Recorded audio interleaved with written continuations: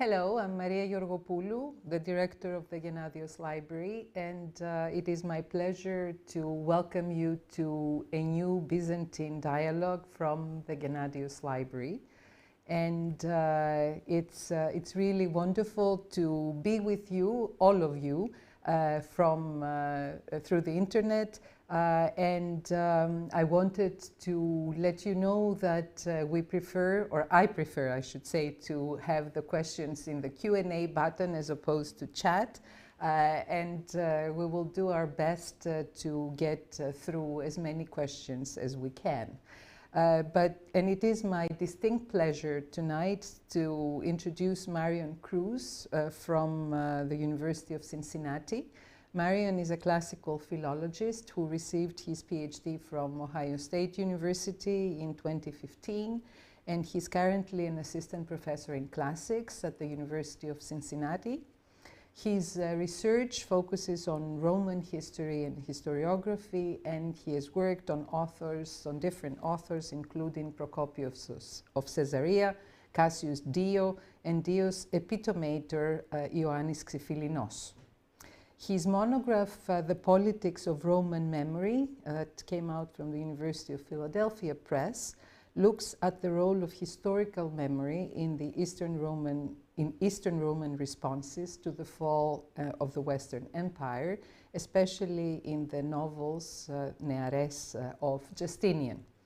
Although he was trained as a philologist, he does much more than use philology as a strict canon, or to think always about syntax and grammar. Rather, he studies texts as intellectual products, as a tool set, as he says, that can be applied to the understanding of imperial laws or Byzantine prosopography, that is, things that are not normally sought after by philologists. The ideological underpinning of his research is that the Byzantine period is an integral part of Roman history. And his work to date has focused on how Romans of all periods wrote about and perceived their own history.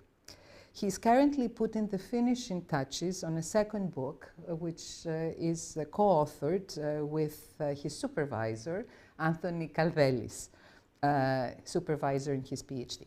Entitled Masters of Soldiers, the book is soon to appear in Cambridge University Press, and the book proposes a revisionist history of the East Roman field armies.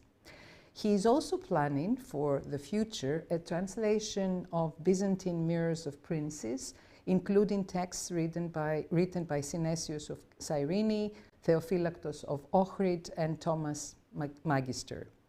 Today, he will talk to us on a topic that I believe comes from his first book and is titled Sparing the Vanquished, Empire and the Provinces from Hadrian to Justinian.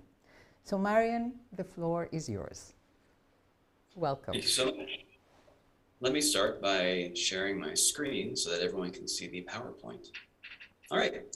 Thank you, Maria, for that very generous introduction and also for inviting me to give this talk. It's a real privilege to be able to speak under the auspices of the Gennadius Library, which is one of the premier institutions for the study of the late Roman and Byzantine world. It's also a delight to be able to contribute to my department's long association with the American School of Classical Studies. Before we get started, a few thanks. I would like to thank Maria Smalley and Konstantinos Georginis for all of their help in coordinating this, both in terms of scheduling and also in terms of technical support. And likewise, thank you to everyone in the audience for taking time out of your afternoons or evenings, as the case may be, to listen to this lecture. My topic today is something that I've been puzzled by for a long time. It's something left unresolved from my first book and the topic of my first book.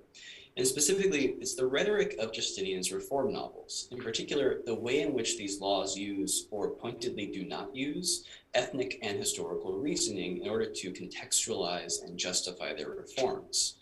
But let me assure you that this reflects broader concerns about empire. I know that topic might sound a bit esoteric at first glance. Specifically, this is a question that relates to how imperial centers manage their relationships with provinces, and that concern will lie at the heart of my talk. But first, I want to offer a little bit of background and context for anyone who's unfamiliar or just out of practice with the reign of the Emperor Justinian. So the Emperor Justinian ruled from 527 to 565 AD and undertook a number of initiatives that altered the trajectory of the Roman Empire. The most dramatic of these were the wars that he waged to reconquer large portions of the fallen Western Empire, especially in Africa and Italy. And it's important to note that the laws I'm dealing with come primarily from the years 535 and 536. And this is the same period in which Justinian's general Belisarius, who actually received the consulship in 535 for his conquest of North Africa, conquered Sicily and invaded Italy. That is, these laws were written at the peak of Justinian's imperial success in what Tony Honoré has called the Age of Hope. And I've given you a brief outline of some of the major events from this period here. Alongside his wars, Justinian's second major undertaking during this period was his Codification of Roman Law. This resulted in a group of texts known collectively as the Body of Civil Law, or the Corpus Juris Civilis. The corpus is composed of the Institutes, which is a textbook for law students, the Digest, which is a selection of commentaries from major jurists, and the Codex, a comprehensive codification of Roman law designed to rationalize and streamline the existing system. So not only are the laws I'm looking at products of Justinian at the height of his fortunes, they're also part of an ongoing initiative to extend imperial authority by means of legal reform. Of course, no legal code is ever complete, so after 534, Justinian regularly issued new laws called Novellae Constitutiones, from which we get the term novels. Now, I'm certainly biased, but I think the more than 140 surviving novels are among the most interesting bodies of texts that survive from any period of Roman history. And I think that for a number of reasons, but the most important for our topic today is that they are the most significant set of imperial laws whose contents are preserved intact, including all of the rhetoric the emperors are using to justify their reforms. This then is the context for a series of novels that Justinian promulgated between 535 and 536 that sought to reform the provincial administration of the Eastern Empire, and these are going to be my specific focus today. I'm not primarily interested in the details of these reforms, so let me summarize their effects briefly. In essence, Justinian was recombining civilian and military authority in the provinces, and doing so by creating new offices that were named both for himself and for earlier Roman offices. So for instance, the Justinianic praetor was created for provinces like Pisidia and Lycaonia, and Justinianic is part of the official title there. Justinian loved to rename things after himself. Some of these laws also redraw provincial boundaries. So for instance, the two provinces of Pontus were recombined, and the province of Armenia was split into 4 smaller provinces. So that's more or less what they're doing on the administrative side.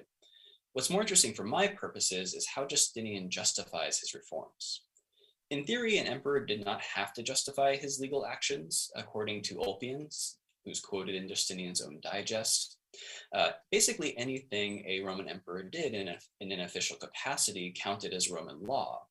But in practice, emperors in general, and Justinian in particular, used laws to communicate official talking points to their subjects, and always felt that they had to justify their actions. The Roman emperor was never in practice an absolute monarch. Issuing a law was an excellent way to disseminate talking points because in the Roman Empire, laws were widely distributed. In fact, as Clifford Ando has argued, the distribution of laws was a central mechanism by which the imperial system generated legitimacy in the provinces. Romans expected to know by what laws they were governed and the rationale behind them, so emperors made laws publicly accessible and wrote them with this publicity in mind. We can therefore expect that their content and presentation was designed to operate in tandem with other forms of imperial messaging. Moreover, in the case of Justinian, unlike for virtually every other emperor save perhaps Augustus, we can clearly see how contemporaries responded. I've written about this topic before. It was the subject of my first book, so I'll just briefly summarize my findings. Contemporary readers, especially those employed by or associated with the imperial administration, absorbed and responded to imperial messaging in the novels. The result was effectively a debate between emperor and subjects on a number of topics, but especially the meaning and value of ancient and current Roman history. Emperors and writers reflecting various sectors of the ruling class thus used history as a medium for discussion of politics and identity. So let's turn now to the distribution of Justinian's laws. While not every law contains instructions for how it should be promulgated, Those that do paint a very vivid picture. Novel 1, for instance, indicates the laws were distributed first to the governors of the various provinces to be posted in the capitals of those provinces, and then distributed from there to every other city in the province. Novel 8 specifically requires that bishops set up inscribed copies of the novel in the porticos of their churches. Moreover, this novel, which deals with provincial administration, was also published in Constantinople, so the inhabitants of the capital could see the care that Justinian had for the provinces. Similarly, Novel 7 explains that these laws were published in Greek, despite Latin's status as the official language of Roman law, because Greek was the common tongue in the East, and this way the law would be, quote, known to everyone. In Novel 66, Justinian specifies that 2 months will elapse between the publication of the law and its taking effect. This ensures that provincial governors had time to publish and provincial populations the opportunity to read the contents of the law. An important corollary here is that these laws remained posted in highly visible and central locations in cities all across the empire for months at a time, ensuring a broad opportunity for inhabitants of the empire to see them. There are also indications in other sources that heralds were employed to read out their contents for the benefit of the unlettered. In fact, the very survival of the novels illustrates both their accessibility and their perceived importance. Unlike the rest of Justinian's corpus, the novels were not compiled by the central government. Instead, our extant texts come from private collections, some of which were circulating even before the end of Justinian's reign. So while most of the Romans who saw the reform novels would only see the laws affecting their particular province, there existed a group of people who had access to these novels as a corpus. However, even Romans who only saw a single reform novel would still understand it as part of a program. This is because the reform novels are loaded with cross-references to other reform novels. So every reader would be able to understand that the reforms the laws described were part of a broad initiative occurring across the empire. So to summarize, Justinian's provincial reform novels can be understood as a corpus unto themselves. They are defined by explicit cross-references. They were widely distributed and accessible, and they were available especially to lawyers and imperial officials as a collection. Let us now look at how Justinian justified his reforms in these novels. These laws are characterized by a peculiar mix of ethnic and historical rhetoric that sets them apart from other Justinianic laws. I'd like to start by looking at passages from 3 laws which clearly illustrate these unique features of Justinian's rhetoric. The first of these is Novel 24, which was promulgated in May of 535 and created a Justinianic praetor for the province of Pisidia. In the process of justifying this reform, Justinian makes an odd comment. Therefore, we wish to begin these reforms first in the districts of the Pisidians, because we have discovered it said in earlier chroniclers that the ethnos of the Pisidians long ago ruled this entire region. So Justinian is here justifying not only his program of reform, but also the choice of Pisidia to pilot his reforms by referencing the ancient ethnos of the Pisidians. His specific claim is that their control over the territory that corresponds to the contemporary Roman province of Pisidia merits special imperial attention. In making this claim, Justinian is exploiting the ambiguity of the term ethnos. In Greek, ethnos can refer to a culturally or ethnically distinct group of people, but in the Roman Empire, it was a generic term for a province. The semantic ambiguity of the term in this context enhances the logic of the law. Just as the phrase ethnos pisidon could refer both to the ancient tribe and the contemporary province, so too the territorial claims of the ancient Pisidians have ramifications for the 6th century province of Pisidia. Taken by itself, this comment about Pisidia would be odd, but not necessarily remarkable. However, Pisidia is not the only province whose reform is justified on those ethnic grounds. And to be clear, when I say ethnic here, I'm referring to using the ancient concept of an ethnos. I'm not making modern claims about ethnicity. We find a similar logic in Novel 25, which was published on the same day as Novel 24 and explicitly references the previous law. So here, Justinian reports, "We thought it just to adorn the ethnos of the Lycaonians with a greater magistracy than they now have, after considering its origins, about which those who write histories have provided an account.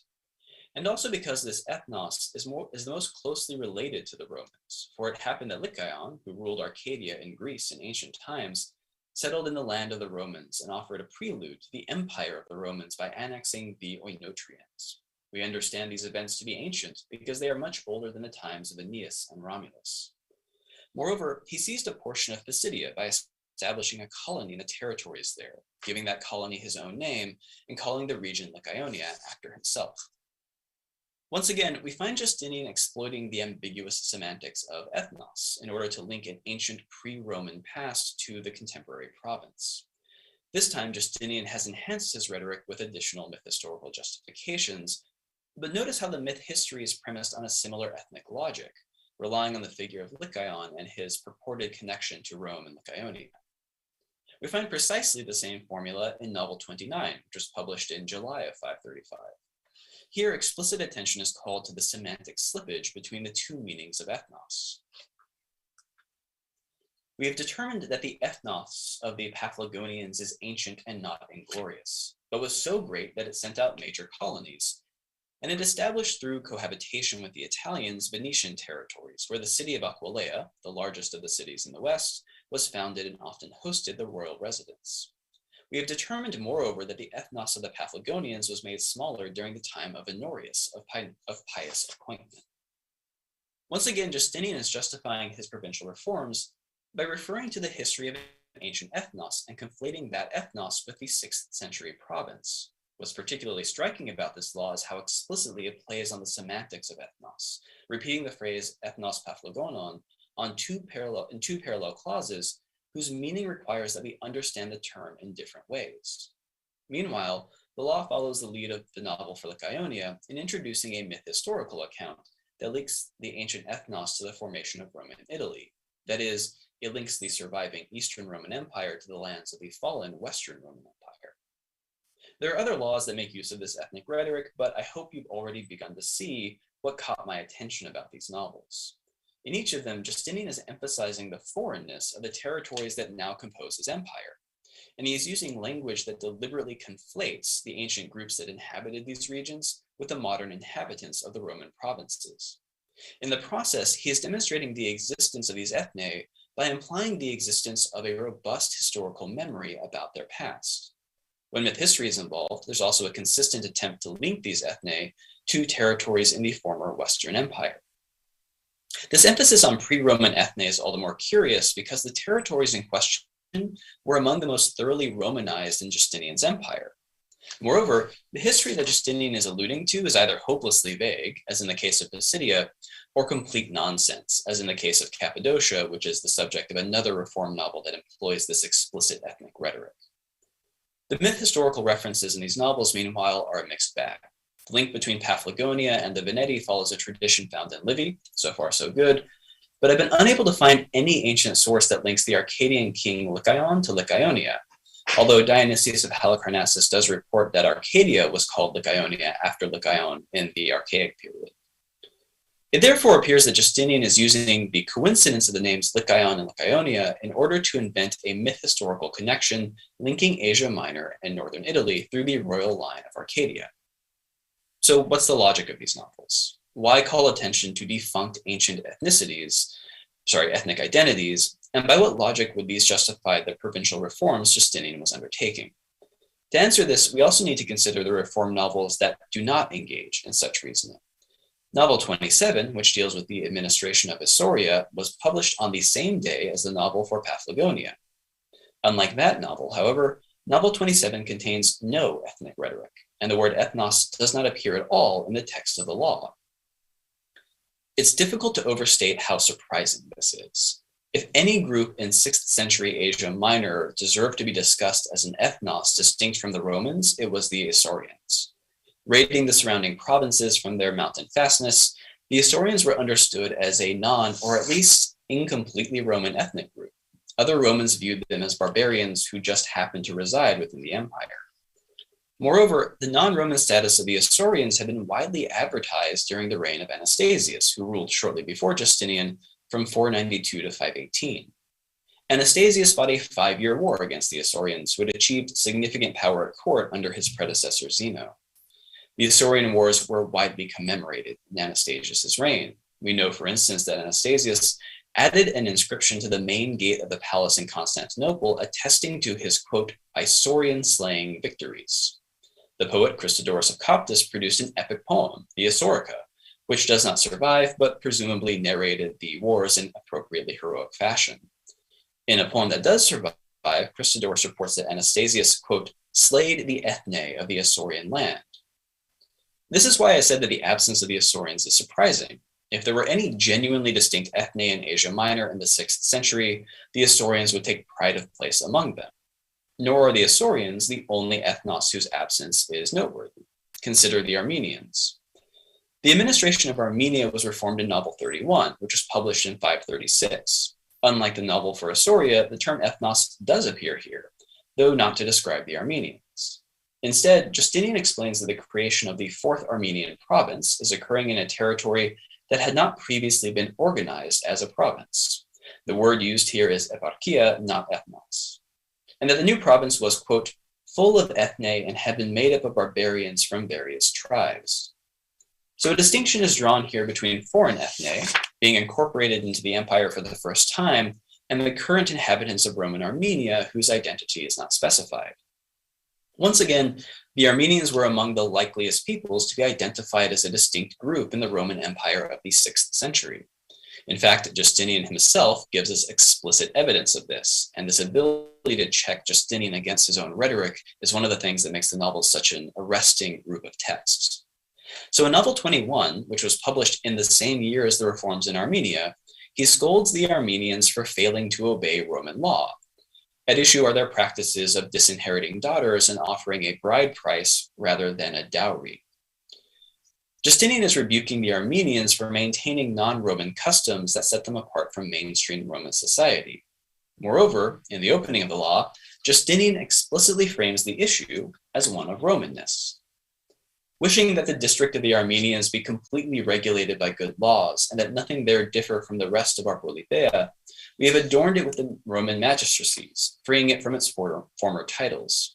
Moreover, we have trained the province to make use of Roman forms and have arranged that the laws there not differ from those which we have decreed that the Romans follow. The opening of this law is in essence Justinian's account of his attempts to administratively Romanize Armenia. The logic of the account therefore requires that Armenia be understood as incompletely Roman, a point that is underscored by the heavy-handed repetition of the word Roman and its cognates in these lines. And this theme continues to be developed throughout the remainder of the law. Armenian customs are described as barbaric and likened to the habits of other ethne who, quote, dishonor nature. There's one final ethnos whose absence from the Reformed novels bears mentioning, both for the egregiousness of the absence and the deliberateness of the omission, the Jews. In Novel 103, also published in 536, Justinian reformed the administration of Palestine. He opens the law by specifically invoking the ethnic semantics we saw in the first set of Reformed novels. Quote, we have already made the other governors of the ethne greater. Given the content of those laws, the ethne Justinian is referring to here can be read as both provinces and peoples. Justinian then launches into a summary of his previous reforms, which I'll spare you, before offering a historical justification for the promotion of the governor of Palestine. It came to our attention that Caesarea, the metropolis that governs First Palestine, also needed to benefit from a greater rank than the others. It is ancient and eternally revered, both because Straton, who came from Greece, settled it and became its first founder, and because Vespasian of divine memory, the most honored of emperors and the father of Titus of divine memory, which by itself raises Vespasian to every honor, renamed this city, which had previously been called the Tower of Straton after the Caesars, granting it this honor because he was there enrolled among the emperors on account of his Jewish victories. Justinian uses every rhetorical trick in his arsenal to avoid acknowledging the Jewish history of Palestine or calling attention to what he elsewhere named the ethnos of the Hebrews. First, he focalizes his argument not on the province of Palestine, but on the city of Caesarea. Palestine is involved only incidentally because of Caesarea's metropolitan status. He then deploys myth history to make Caesarea a Greek foundation. By focusing on Caesarea, he can then jump from this initial Greek foundation to a later Roman imperial refoundation. That is, he can effectively excise the Jews and the province of Judea from Roman history.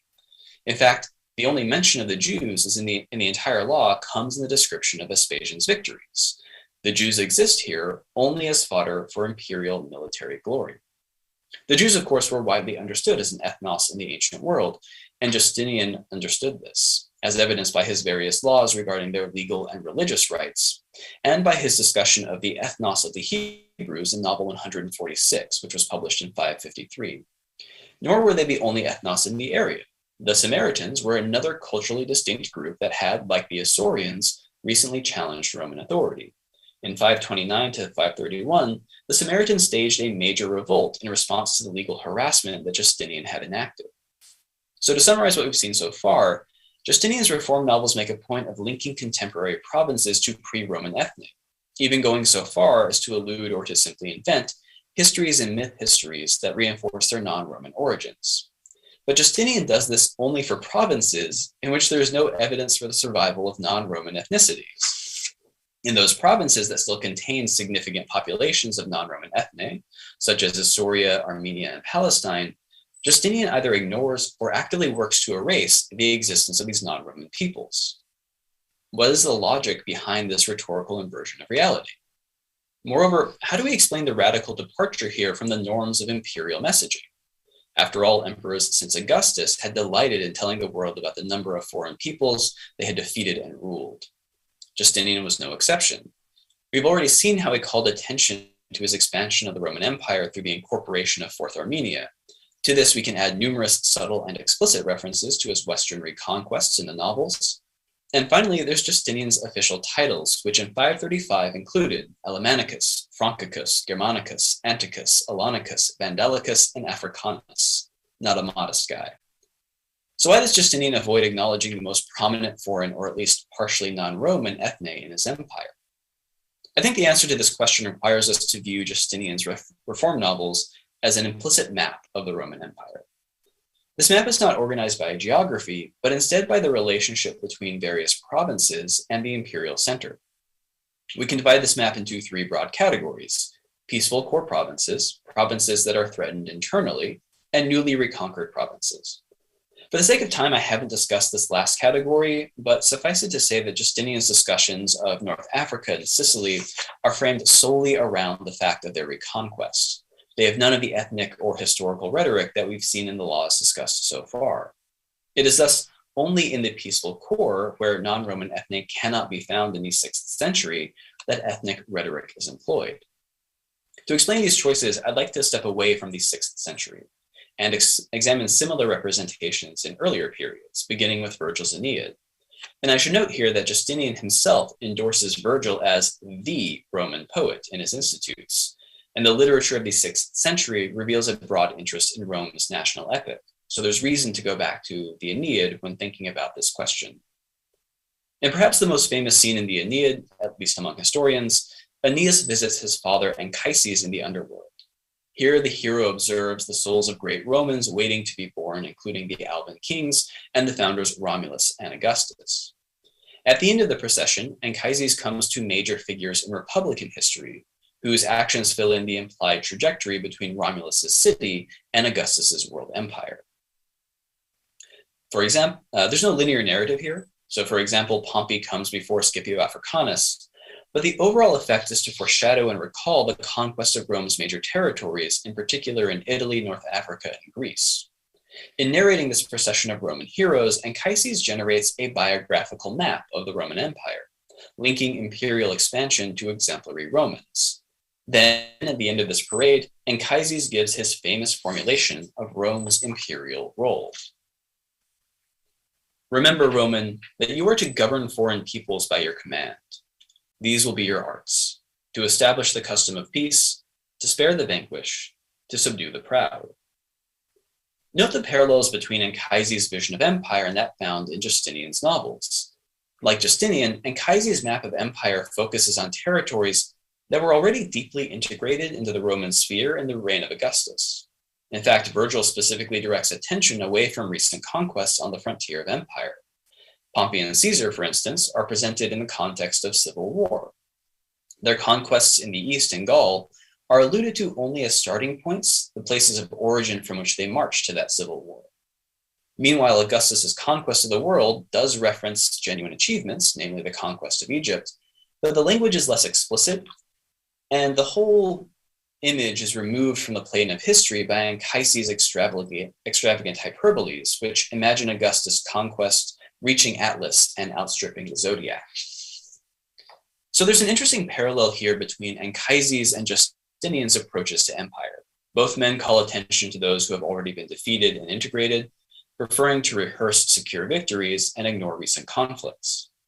Anchises also uses ethnic logic in his account. He frames Aemilius Paulus's conquest of Mycenae and Macedonia as Trojan revenge against Agamemnon and Achilles, respectively. So let's move now from literary representations of empire to material ones, although we'll necessarily start with literary accounts of monuments that are no longer extant. Beginning in the 1st century BC, the Romans developed a robust practice of anthropomorphizing their empire. They did this primarily by means of allegorical female figures who represented the peoples and territories they ruled or conquered. The first provincial series we know was set up by Pompey following his return from the Third Mithridatic War, when he commissioned 14 statues representing foreign peoples for his theater. Unfortunately, these statues do not survive, and we also don't know which ethne were represented. This is also true of the Augustan Portico ad Nationes, whose contents are attested by Servius's commentary on the Aeneid. So this is all we know about them. For Augustus had made a portico in which he had placed representations of all the gentes. This portico was called To the Nationes. In fact, the visual representation of conquest was a major focus for Augustus, and we also hear that he placed placards inscribed with the names of Hispania and the other gentes in his forum. And along similar lines, Tacitus reports that a senator suggested that the names of all the gentes he had conquered be carried in Augustus's funeral procession. Cassius Dio, reporting the same event, claims that, quote, images of all the ethne which he had won over were led in procession, and each one was modeled to resemble its own inhabitants. Dio also reports a similar procession of, quote, subject ethne at the funeral of Pertinax in 193 AD. So it's possible that this simply became a feature of imperial funerals. Our first extant example of a collection of gentes or nationes comes from the temple to Augustus, or the Sebasteion, built in the 1st century AD in the city of Aphrodisias in Asia Minor. The procession to the temple was flanked by 2 porticos, each of which had 3 stories. Reliefs were secured in the spaces between the columns on the top 2 stories.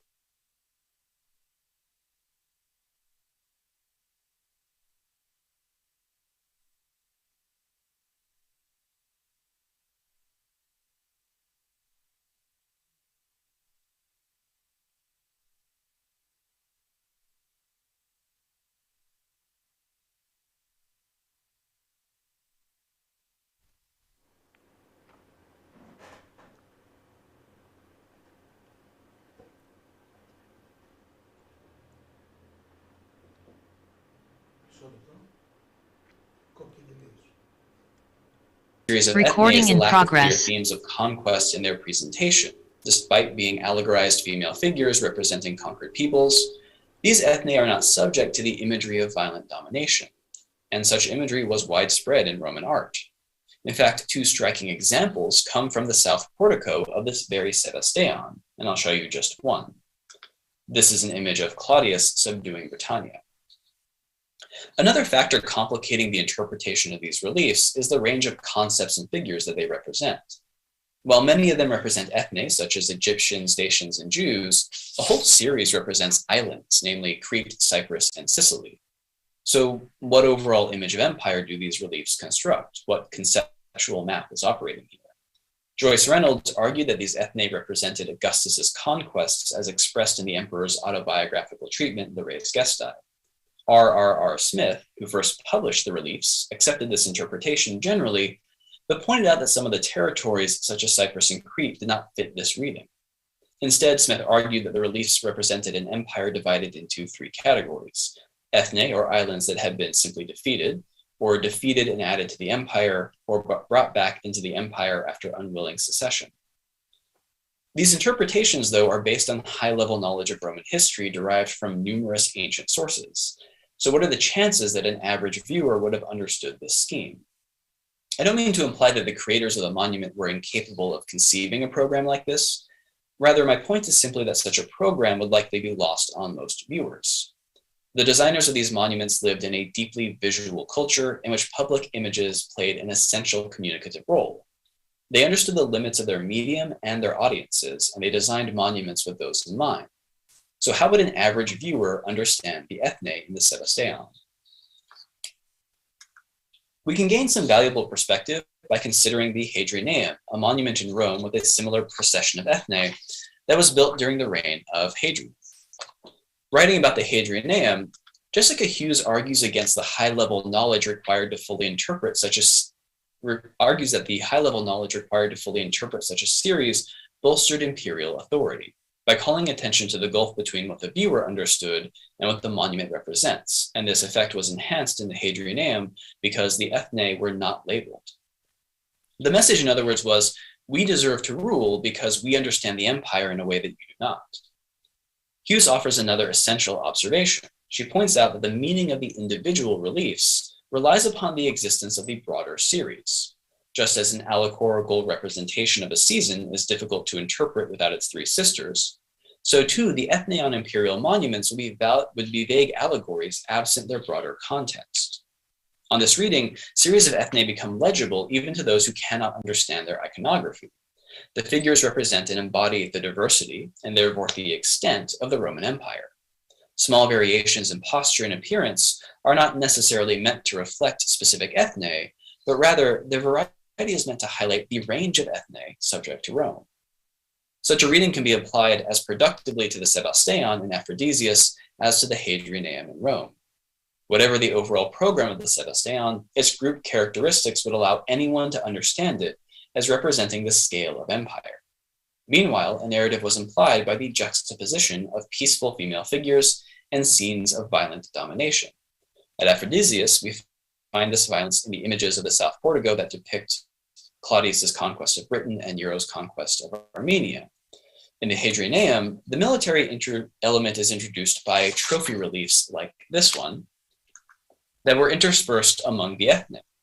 In both cases, the military element is visually distinct from the peaceful ethne series. We should also note the different chronologies implied by these violent images. Claudius and Nero are actively engaged in their allegorized conquests, while the trophies on the Hadrianeum commemorate victories that have already been won. It's just the nature of trophies. The overall effect of these juxtapositions is to reproduce the same image of Rome's empire that Anchises presents in the Aeneid. The proud have been conquered, and the vanquished, that is the ethne, spared. Let us turn at last to perhaps the most famous series of provincial images from the Roman world, the one I used to advertise this lecture, Hadrian's provincial coinage. These were a series of coins issued in Rome following Hadrian's return from his final tour of the provinces in the 130s. Hadrian's provincial coinage comes in 4 types, and I'll show you examples as we go along. However, a few quick notes are necessary. First, although this coin series is generally called provincial, its allegorical representations also include cities like Alexandria and broader regions like Gaul. Second, although we have, and I will show examples of this coinage in both gold and silver, the overwhelming majority of it was produced in bronze. This includes all surviving examples of the exercitus or army type. The prevalence of bronze coinage indicates that these images circulated widely among all social classes and were not aimed at or only accessible to an elite audience. The first type I'd like to look at is the army type, in which the emperor is seen on the reverse, either standing or on horseback, addressing troops surrounded by legionary standards. The inscription follows the form exerc plus an adjective describing a region.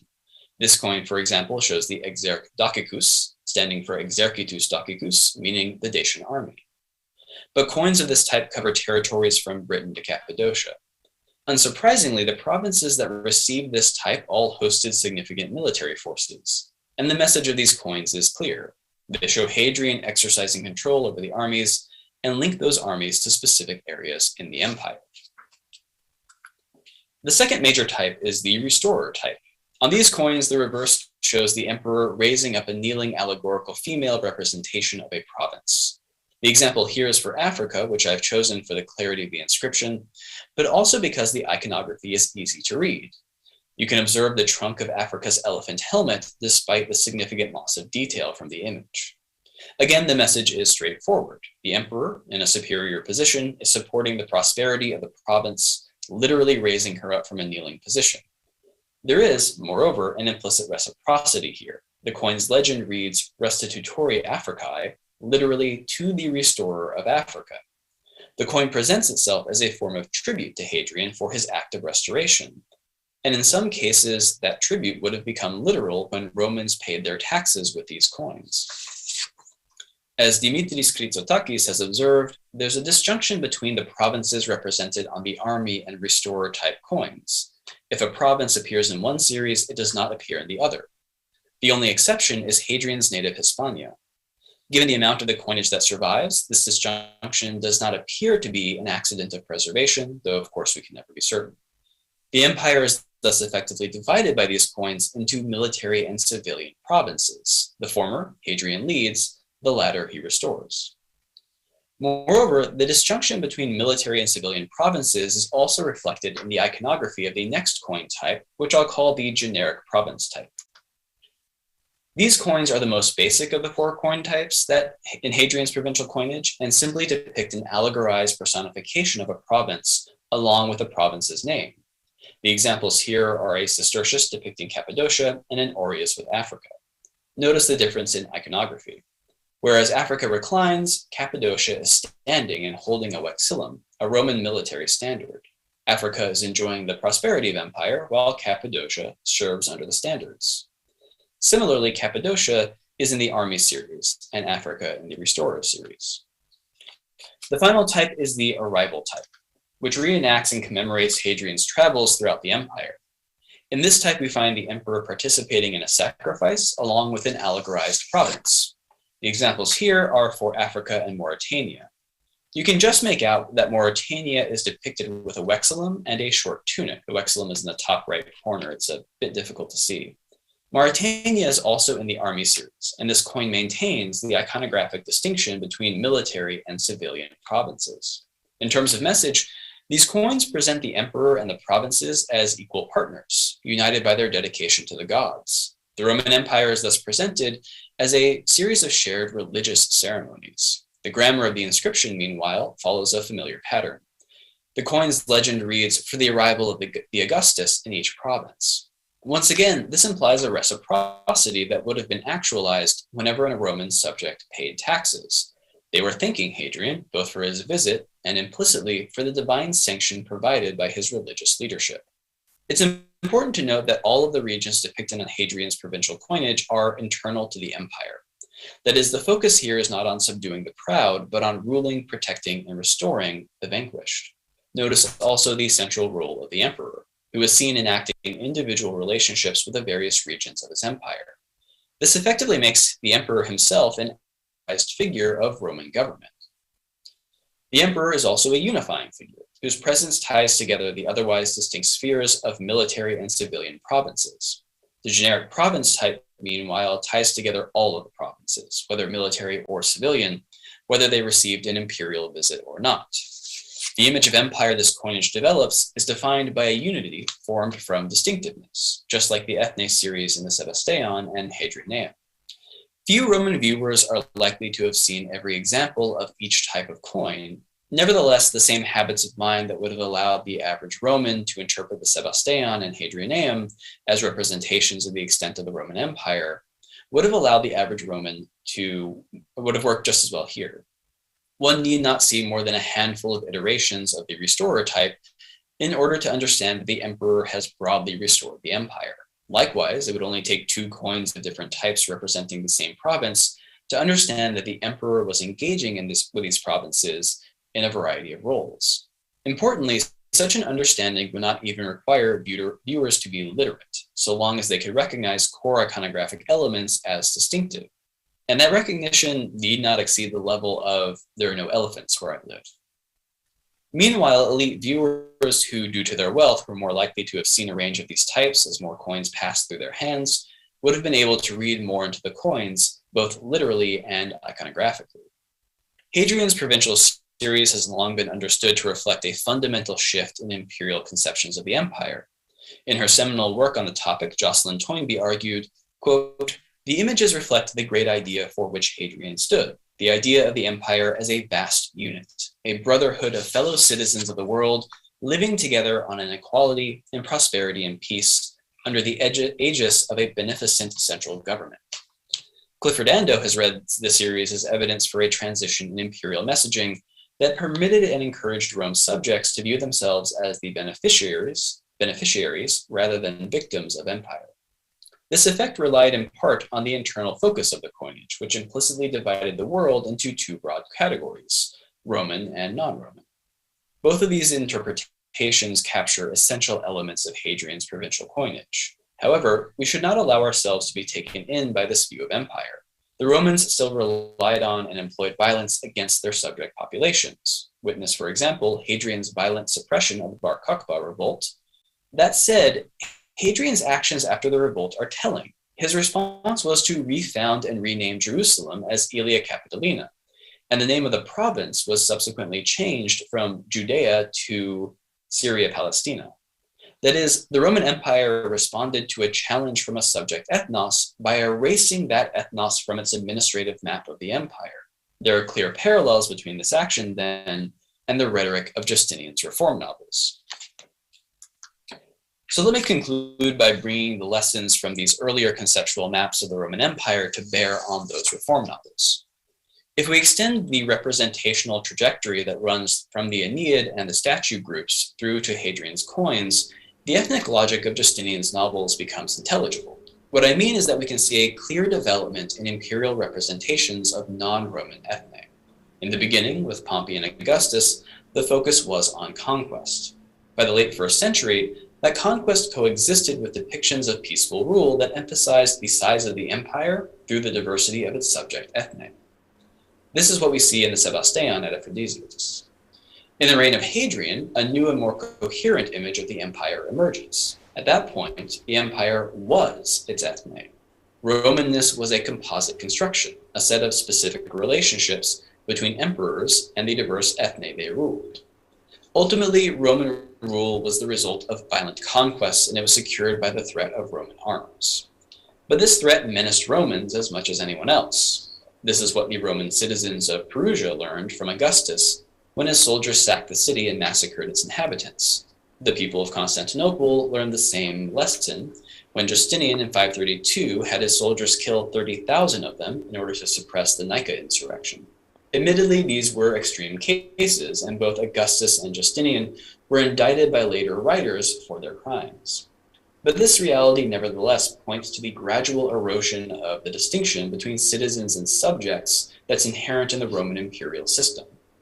As part of this process, the ethne from which the empire had been assembled gradually ceased to be external to the empire and became instead constitutive of it. That is, the empire always understood itself as Roman rule over the ethne, and that understanding persisted even when all these ethne were made up of Romans. We can see the beginnings of this transition already in Anchises' emphasis on the conquest of Greece and North Africa. Hadrian's provincial coinage developed this logic and extended it to the entire empire. Viewed in this light, Justinian's use of ethnic rhetoric makes perfect sense. The peaceful core provinces were cast as ethne precisely because they fit comfortably inside a model of empire that understood Rome, or more precisely New Rome, as composed of already pacified and integrated ethne. It was the safe core territories that merited local histories and pride. These were imperial rewards for provincial loyalty.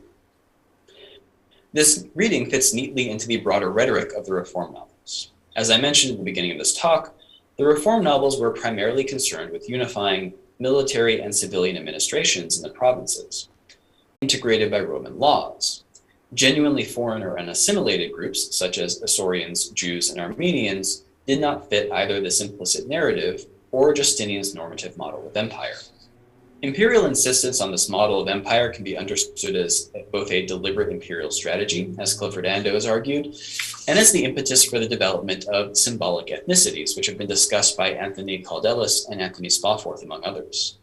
These in turn help to explain the increasing emphasis on provincial origins and self-identifications in late antiquity, which has been noted by Ralph Matheson. Rome understood itself as composed of various ethne and encouraged provincials to cultivate and express those identities in symbolic ways. It is debatable, even doubtful, that these were ethnicities as understood today. This is why the ethnicities Justinian assigns to provincials in the Reform novels correspond so precisely with the provinces of his empire. They're artificial. It also explains how these identities can be reconciled with the term Romania, or Roman land, which the Romans of the 6th century were already using to refer to their empire as a whole. I'll end by tying up a loose end: the myth-historical elements of the Reform novels. As we've seen, myth history was a critical tool in Justinian's rhetorical arsenal, and the Reform novels, with the most explicit ethnic rhetoric, use it to tie ethne from Asia Minor to the Roman West. The effect of this myth history is to integrate the Roman West into both the ethnic logic and the implicit narrative of the Reform novels. According to Justinian, arms and laws once made Rome great and allowed for the conquest of all the ethne Justinian is now governing through his laws. Logically, the same process can be applied to those Western ethne related to Justinian's current subjects. And in fact, it already was. In 535, when Justinian published the novels on Lycaonia and Paphlagonia that contained these myth-historical narratives, his armies were laying the groundwork for an invasion of Italy. In the south, Belisarius was securing Sicily as a springboard for invading Calabria, the ancient territory of the Oinotrians. In the north, Mundus was besieging Salona to open a route into Italy through Dalmatia, a route that would take him straight through Aquileia. In Justinian's age of hope, Roman arms were seeking new ethne for Roman laws to govern. Thank you.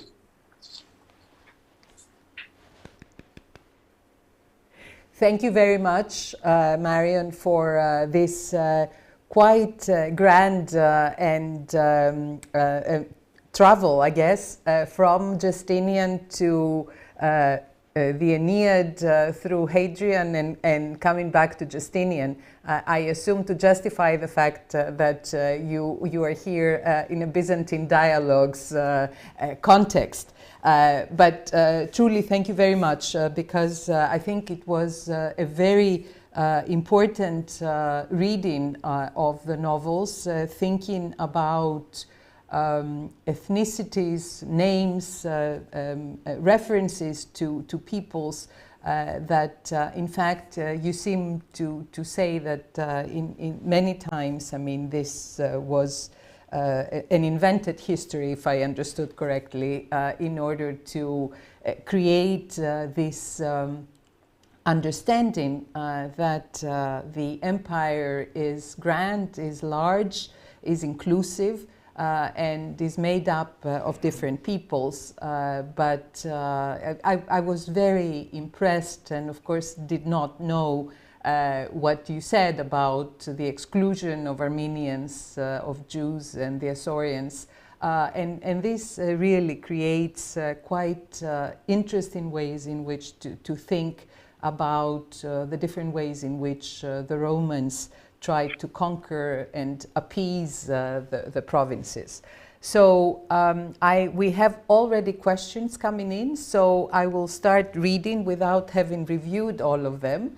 So Nectarios Papagiannopoulos says, Professor, to what extent the broader Eastern Roman practices replicate those of predecessors, or perhaps mark an attempt to enhance cohesion or achieve more effective administration in the empire, possibly to be borrowed in subsequent centuries? I hope you can also read part of the question, so that's Right. I would argue that what we're seeing here is not so much a reinvention, but a development of existing strategies. So as we see with Hadrian, there was already this way of representing the empire, and what Justinian is doing is sort of taking that and running with it and making it more explicit and formalizing it in the way that he's essentially justifying his right to govern the empire. So that rhetoric is now being explicitly worked into, and I think implicitly creating a narrative of conquest that explains why Justinian, even though he hasn't conquered these provinces, has a right to administer them legally, because there's a sort of implied narrative of Roman conquest of all these territories. And so I don't see it as really a change from previous practice. I find it to be simply an extension of what we've already seen.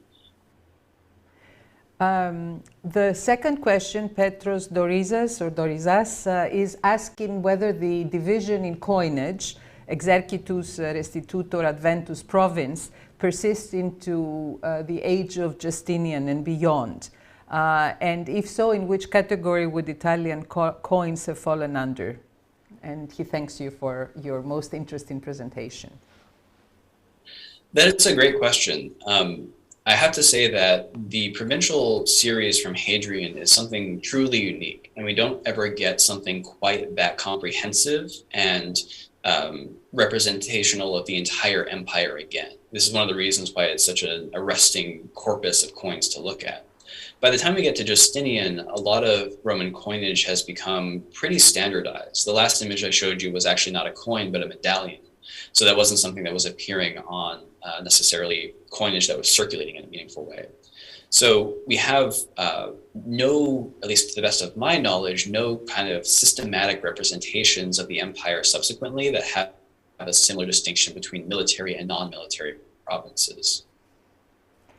Can I ask if we have both in the coinage of Hadrian and then maybe later on in the novels, and maybe I'm broadening this too much, but are there provinces, peoples who are not represented? Who are not represented at all? Yes. Yeah, there are gaps in the provincial coinage. I don't remember exactly where they are, but they're, I think, generally understood to be a question of representation. Mm-hmm. We just don't have examples of these, not that they weren't created, but of course, we can never know for sure. Mm-hmm. For Justinian, he doesn't talk about everyone. In particular, there are a couple of territories, including Galatia, that were reformed prior to the publication of the Codex. So we don't actually have the laws with their full rhetorical prefaces that discuss how Galatia was reformed, but it's referenced in the later reform novels. And not every province gets reformed, and some of them actually get reformed multiple times. So there's this initial round of reform legislation, what I'm calling the sort of corpus of reform novels, that's explicitly tied together by all of these cross-references and shared rhetoric in 535 and 536. But later at the end of his reign, Justinian actually goes back and undoes some of these reforms because it turns out that unifying civilian and military authority causes problems. But he's not covering the entire empire. There are plenty of territories inside the empire that aren't covered. And I should mention that when we talk about Cappadocia, for instance, which is one of the novels that I didn't talk about that is in the reform novel corpus and has this explicit ethnic rhetoric, and this is going to be true for a lot of other ones as well, there are multiple provinces of Cappadocia. So there's first Cappadocia and second Cappadocia. And the reform novel only specifically addresses first Cappadocia. So it's unclear whether or not the reforms were also being applied to the other administrative units, or whether they were meant to be only for the sort of first premier province of the title. Okay, we have another question on coins by Walter Liberali Martin, who says that considering the ideological content of the images on Hadrian's or any other emperor's coins, how were these coins viewed and treated by other kings when they crossed borders via trade or tribute? Do we know that? That is a fascinating question, and I'm sure someone has looked at it. I have not, however, so I have no idea, unfortunately. If we also wanted to think about, you spoke about novels, and you suggest that the novels were very, very important in sort of putting in place a reform, and in an interesting way, a reform by province, and as you said, this would change back and so on and so forth. What about other laws? What's the status of imperial laws? Is it different? Is it similar? Or do the provinces appear? Do the ethni appear in them? So we run into a fundamental problem there, which is simply that so few laws are preserved intact that we don't actually get a clear sense of the overall rhetoric of imperial laws. So, I mean, just looking at the period of late antiquity, we have these two major codifications, the Theodosian Code and the Justinianic Codex. And in both of them, the editors and compilers have pulled out tremendous amounts of material, basically reducing them to only the most relevant surviving bits of these imperial laws. And in the process, they obliterated almost all of the rhetoric. So we have a few surviving novels from Theodosius II and Valentinian III and Majorian. So that's sort of in the East and then a little bit in the West in the 5th century. And then Justinian's novels. And outside of that, all we have are the sort of chance preservations on papyri or inscriptions. So something like Diocletian's Price Edict. So we really don't have a large enough corpus for anyone besides Justinian to really get a clear sense for how common this kind of rhetoric was and whether or not this was a widespread and consistent feature. So for instance, we don't know in the laws concerning Galatia, which only survive in the Codex, we don't know if those were framed in the same terms or if there was a kind of new push, a new sort of set of talking points that came out in 535 with the Reformed novels to coincide, for instance, with Justinian expanding his ambitions in the West after the unexpectedly quick conquest of North Africa. So we can't really chart that process in a lot of detail, and we don't get a clear sense for what the broader rhetorical context for the laws that are not the novels is. I was very surprised when I shouldn't have been since I was trained as a Byzantinist, but the idea of the promulgation of the novels. I mean, we know that they were sort of put up on a portico. You seem to say that we know the exact date, and the novel, they were promulgated in the morning and in the afternoon, or whatever it is. Could you tell us a little bit more about how we know all this? Right. So all of this is coming from internal evidence from our surviving corpus of the novels. And these are primarily the Greek texts that were circulating, already a collection by the end of the reign of Justinian, and then subsequently additional novels, including a few from later emperors, were added to this. So we do have some laws of Justin II, for instance. And that is basically where we're getting this information from. And it seems like when these laws were published, they were published with a date of when they were promulgated, because this was relevant to the time at which they would actually go into effect. So you need to know when they've been officially produced to know when these laws were going to become binding. So in terms of the sort of broader distribution, again, it's all internal clues. The reason why I was selecting from a variety of different novels there is that not every novel tells us how it's meant to be posted, but enough of them indicate that there were specific expectations for posting and specific expectations for how they would be made accessible to the Roman populace, that we can kind of reconstruct a broader picture of how accessible and how common these texts were for the population of the Roman Empire at the time. And do we have any sense? I mean, if you want to actually make the law circulate broadly, I mean, do you put it up just at the capital city? I mean, you go to minor towns. I mean, you go to villages. You talked about heralds and all of this, but would you tell us a little bit more? Yeah, so at least some novels, we know they were all sent to the metropolitan cities, to the provincial capitals. And then novel 1 has specific instructions for how it's supposed to go there first and then be passed on to all of the cities in the province. What qualifies as a city? Do they have some kind of list? You know, how many people have to be in a village before it gets bumped up to city status is unclear. But nonetheless, there is at least a pretty distinct attempt to make all major urban centers host these laws all across the empire. And I mean, even if that's not actually hitting everyone, simply making the attempt is probably going to have a pretty significant effect on folks who see more than one of them. It's going to create this real powerful sense of uniformity that you can go from city to city, and in the central, districts of these cities, you're going to see the same laws posted. That gives you a sense of the sort of power and the reach of the Roman government. So we don't know much more than that. Unfortunately, we don't have any of Justinian's novels surviving. They seem to have been primarily carved either on wood or on painted on boards rather than inscribed on stone. So we don't have novels that we can look at to confirm exactly how they were being posted versus how they're said to be posted in the text of the novels. But yeah, wide distribution is the implication of all the novels themselves. And again, including in the city of Constantinople, even when the laws were not relevant to the inhabitants of Constantinople. So we might even imagine that the city of Constantinople itself was a kind of record of Justinian's major legislative undertakings. There might have been a period in 535 and 536 where, alongside a statue of Justinian celebrating his various conquests, whatever was left over from Belisarius's triumph, you would also be able to read about these various reforms that he was undertaking using a very kind of related set of rhetoric. We have a question by Alessandro Giovanni Battaglia.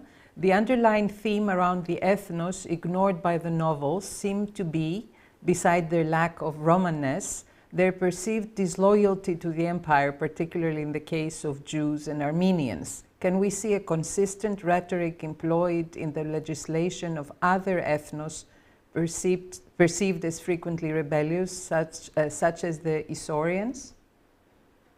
So we don't get anything specific from Justinian in the laws about the Isaurians. He simply prefers to pretend that they don't exist. But we do see some parallel discussions. For instance, in the province of Osrhoene, which is in Mesopotamia, there's a similar law that actually parallels the novel 21 on marriage customs in Armenia that talks about how, and it's a little bit vague, but they're doing something, probably polygamy in Osrhoene, that is against Roman marital law. And so there's a similar kind of rebuking of them for their ethnic differences. So when Justinian is rebuking people in the novels, it's primarily on the grounds of failing to adhere to Roman customs, cultural norms, and then failing to follow his laws, especially laws related to religion. He's a big fan of using legal tools to persecute and harass, in particular, Jews and Samaritans. That seems to be where he's actually interested in calling people out. He doesn't want to call out, or at least he doesn't make the effort to call out, groups like the Isaurians and the Armenians on the terms of their rebelliousness against central authority. That's not how he sort of framed it. I think partially because you don't want to advertise all over the empire that people are not respecting your authority.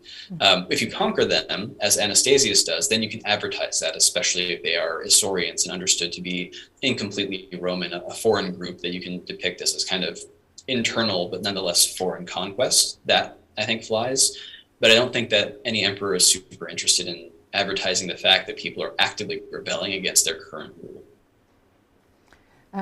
Since you spoke about marriage, I realized that I made a point of noting about the Armenians that the custom is that you give a bride price rather than dowry in order to marry your daughter. I mean, if I understood correctly, could you comment a little bit more on that? Yeah, well, one of the interesting things about Justinian is that he's a fascinating character for studying ancient Roman gender, because on the one hand, he does things that are very untraditional and that he seems to think are going to benefit women. So he actually makes divorce totally illegal. There's no longer a legal system of divorce in the Roman Empire for the first time in all of Roman history. And Justin II, we actually have the novel where Justin II repeals that, and he excuses it that Justinian was so pious that he didn't understand the failings of regular mortals, so we're gonna allow divorce again. But he also does things like prescribing a minimum amount of inheritance that has to be given to daughters. So the tradition or the practice of sort of taking all of your money and trying to load it on one heir, basically dooming to poverty any of your other children, especially female children, that goes out the window, and it's now legally required that there are laws related to the dowry, but also specifically to how much daughters have to inherit. There's a minimum amount. And so he's doing things that are basically trying to ensure that women in the Roman Empire have a decent amount of financial security. He also has novels on protecting the dowry from mismanagement and tutors and guardians and that kind of stuff. But the bad-mouthing of Armenians and Jews,